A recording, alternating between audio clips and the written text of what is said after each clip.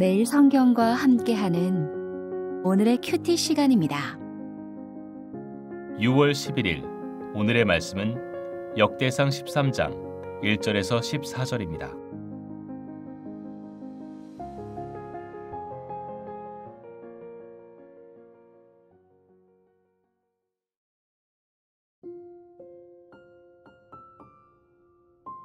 다윗이 천부장과 백부장 곧 모든 지휘관과 더불어 의논하고 다윗이 이스라엘의 온 회중에게 이르되 만일 너희가 좋게 여기고 또 우리의 하나님 여호와께로 말미암았으면 우리가 이스라엘 온 땅에 남아있는 우리 형제와 또 초원이 딸린 성읍에 사는 제사장과 레위 사람에게 전령을 보내 그들을 우리에게로 모이게 하고 우리가 우리 하나님의 궤를 우리에게로 옮겨오자.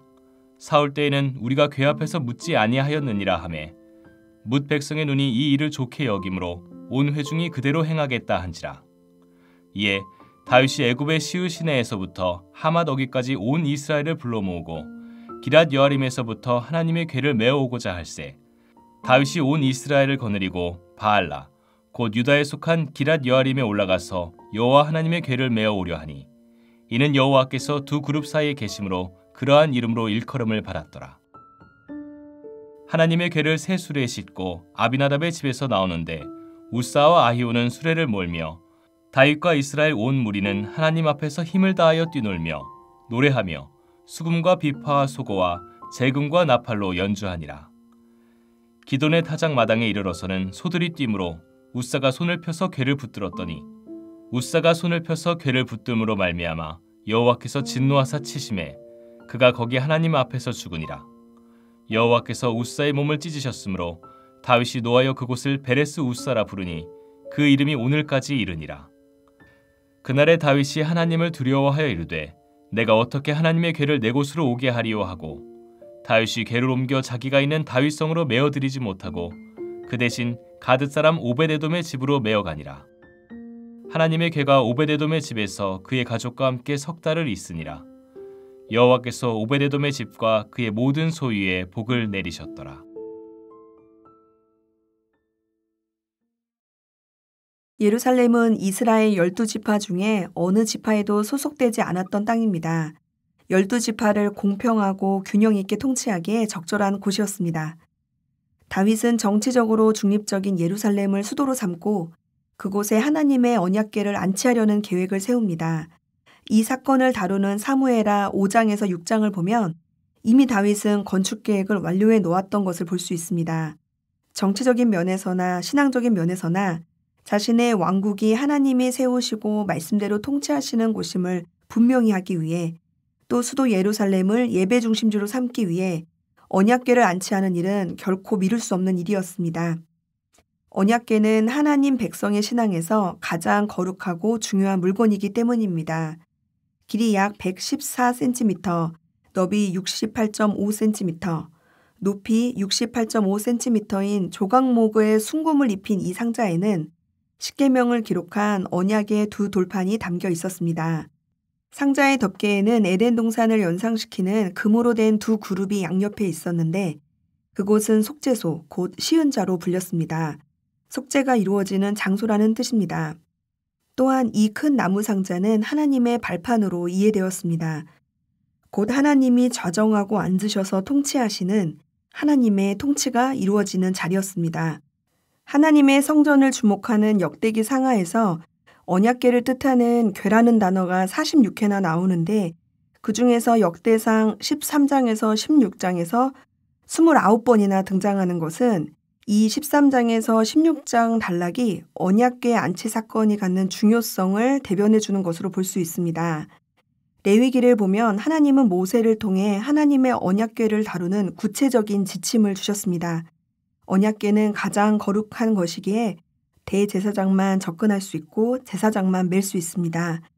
레위 자손 중에서도 고앗 자손이 고리에 채를 꿰어 어깨에 매는 방식으로 옮겨야 합니다. 이것은 언약궤 자체를 사람이 절대로 건드리지 말아야 한다는 의미입니다. 우리가 범접할 수 없는 거룩한 존재이신 하나님을 잊지 말아야 하는 것입니다. 사무엘상 4장에서 7장을 보면 하나님의 언약궤는 엘리 시대의 블레셋에 빼앗겼습니다. 언약궤는 블레셋 여러 지방에 재앙을 내렸습니다. 이에 블레셋 사람들은 벳세메스에서 언약궤를 수레에 실어 유다에 속한 기럇 여아림으로 보냈습니다. 기럇 여아림 사람들은 아비나답의 집에 언약궤를 두었습니다. 다윗의 때까지 적어도 20년 넘게 언약궤는 아비나답의 집에 방치되어 있었습니다. 사울 때 우리가 궤 앞에서 묻지 않았다는 다윗의 말은 사울 왕이 하나님의 언약궤에 대해 제대로 된 이해가 없었다는 것을 보여줍니다. 이스라엘 역사에서 하나님의 궤가 지닌 의미를 안다면 절대로 그럴 수 없는 일입니다. 하나님께 대한 제대로 된 예배나 신앙이 사울에게 없었던 것입니다. 하나님의 궤를 소홀히 여기는 것은 곧 하나님을 소홀히 여기는 것과 다르지 않습니다. 이에 하나님의 궤를 이스라엘 백성 삶의 중심으로 가져오는 일은 그들의 진정한 삶의 기반이 하나님이시라는 것을 고백하는 일이었습니다. 다윗은 이 일을 진행하기에 앞서 이스라엘 모든 지도자, 군 관계자, 신하, 백성, 온 회중의 순서로 의견을 묻고 언약궤를 안치하는 일을 논의합니다. 다소 조심스럽게 그들이 이 일에 동의하는지를 묻고 또한 이 일이 하나님에게서 시작된 일인지를 묻습니다. 사무엘하 6장에는 없는 내용이지만 그의 결정은 모든 이스라엘의 지지를 받았습니다. 이것은 다윗이 정치적인 입지를 위해서가 아니라 백성의 동의 아래 하나님의 뜻을 이루기 위해 언약궤를 가져오려 했다는 것을 역대기 저자가 강조하려는 의도로 보입니다. 다윗은 애굽의 시올 시내부터 하맛 어귀까지 온 백성을 초청하여 큰 축제를 벌입니다. 우리나라처럼 영토가 남북으로 길게 뻗어 있는 이스라엘도 최남단 지역과 최북단의 지역을 언급하여 전체 영토를 일컫는 표현이 애굽의 시올 시내부터 하맛 어귀까지입니다. 마치 우리가 한라에서 백두까지라고 하는 것처럼 말입니다. 그런데 이 지역은 당시 이스라엘의 영토가 아니라 여호수아 시대에 하나님이 허락하셔서 제비 뽑은 그 모든 땅을 이스라엘의 영토로 여기고 언급하는 것입니다. 이러한 관점은 역대하 7장 8절 솔로몬이 성전을 봉헌할 때도 등장합니다. 그런데 신중치 못한 몇 가지 일로 인해서 언약궤를 예루살렘에 안치하려는 시도가 실패하고 맙니다. 하나님의 언약궤를 올려오는 방식에 대한 깊은 논의가 없었던 것입니다. 다윗과 이스라엘 백성은 블레셋 사람들이 기럇 여아림의 언약궤를 가져다 놓았던 방식으로 아비나답의 집에서 소가 끄는 새 수레에 언약궤를 싣고 왔습니다.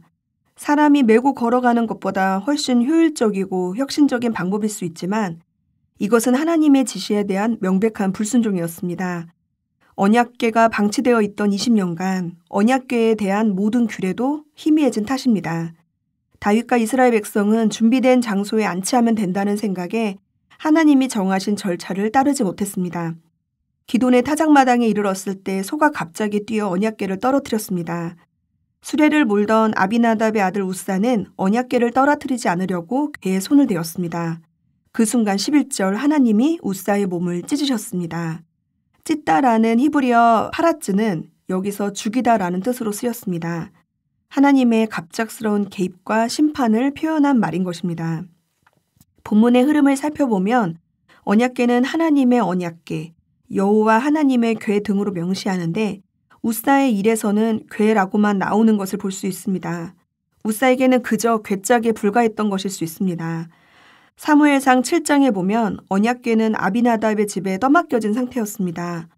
눈에 보이는 현상은 우사가 떨어지지 않도록 궤를 붙든 것이지만 이것은 이미 언약궤를 간수하면서 품은 잘못된 인식과 결과가 행동으로 도출된 것입니다. 그냥 집에 늘 있던 궤일 뿐이라면 우사가 느낀 친숙함은 그에게 독이 될 수밖에 없었습니다. 이후 다윗이 언약궤 안치를 다시 시도하면서 레위인을 임명한 것을 보면 우사가 레위인이 아닌 것을 알 수 있습니다. 일반인인 우사는 이 임무에서 배제되어야 했고 레위인도 거리를 유지했어야 마땅합니다.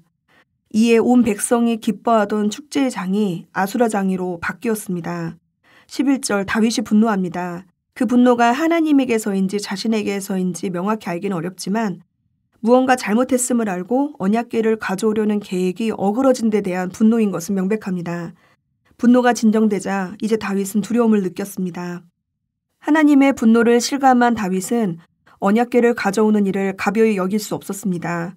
언약궤를 다윗성에 안치하여 복을 받으려던 그 계획으로 인해서 오히려 재앙을 받을 수도 있다는 것을 실감하고 이스라엘과의 언약을 상징하는 언약궤가 얼마나 중요하고 특별한 물건인지 깨달으면서 큰 두려움을 느꼈습니다. 이에 원래 계획대로 다윗성으로 가져가지 못하고 가드 사람 오벳에돔의 집에 가져다 둡니다. 아비나답의 집처럼 오벳에돔의 집도 거의 강제로 언약궤를 떠맡게 되었습니다. 가드는 블레셋 5개의 핵심 도시 가운데 한 곳입니다. 오벳에돔도 블레셋 사람이라는 말입니다. 가드 사람인 그가 하나님의 백성이 된 것은 언약궤가 가드에 있었던 예전 일과 어떤 연관을 찾아볼 수 있을 것입니다. 사무엘상 5장에 보면 언약궤로 인해 큰 환난을 당한 블레셋 성 가운데 가드가 있었습니다. 독한 종기로 인해 고통을 받은 곳입니다. 아비나답의 가족은 생생한 교훈을 망각한 채 언약궤를 막고 있었을 수 있지만 마을을 강타한 어마어마한 재앙과 우사의 사건을 통해 오벳에돔은 언약궤에 합당히 반응해야 한다는 교훈을 얻었을지도 모릅니다. 우사의 경우와 오벳에돔의 경우 둘 다 언약궤의 거룩함과 선함을 보여줍니다. 하나님은 그분의 거룩을 침범하는 자에게는 진노를, 그것을 인정하고 경외하는 자에게는 복을 주십니다. 그래서 합당한 경외심으로 언약궤를 대할 때 긍정적인 선을 가져왔던 것입니다. 오늘 말씀을 통해 우리는 거룩하고 신앙적인 명분이 결코 순종을 대신할 수 없다는 것을 배울 수 있습니다. 이 사건이 오벳에돔의 복으로 마무리되는 것은 언약궤를 이동한 사건 자체가 잘못된 것이 아니며 다윗과 이스라엘 백성이 하나님이 정하신 거룩한 경계를 수용하고 합당하게 규례를 준수했다면 그 복을 받았을 것이라는 것을 암시해 줍니다. 하나님은 우리가 범접할 수 없는 거룩한 가운데 거하시는 분입니다. 이 경계를 깨닫고 하나님을 두려워함으로 더 겸손히 의지하게 되는 것은 이후 14장의 이야기의 저변에 흐르는 중심 주제가 될 것입니다. 나아가 하나님은 우사에게 그리하셨던 것처럼 우리를 치시는 대신에 예수님을 죽으심으로 그 거룩함 안에서 친밀한 은혜를 누리게 하셨습니다. 본래 하나님은 우리가 가까이 할 수 없는 분이지만 우리는 예수님 안에서 죽음의 두려움 없이 하나님 앞으로 나아갈 수 있게 되었습니다. 범접할 수 없고 이해할 수 없는 하나님의 거룩하심은 성경 전반에 변함없이 흐릅니다. 다만 변한 것은 우리가 거룩하신 하나님께 나아가는 방편이고 우리가 하나님의 존전에 나아갈 수 있다는 사실입니다. 구약시대에 불가능했던 방식으로 우리는 예수님의 죽으심으로 인해 기꺼이 하나님 앞에 나아갈 수 있게 되었습니다. 기도하겠습니다. 하나님, 두렵고 거룩하신 하나님의 속성을 너무 잊어버린 신앙은 아닌지 돌아봅니다. 그럼에도 하나님과 친밀한 교제를 누릴 수 있게 하신 예수님의 은혜를 다시 새겨봅니다. 거룩한 명분 아래 순종의 삶을 지나치고 있지 않은지 돌아보게 해주시고 주의 거룩하심을 깨닫는 우리 일상이 되게 해주시옵소서. 예수님의 이름으로 기도합니다. 아멘.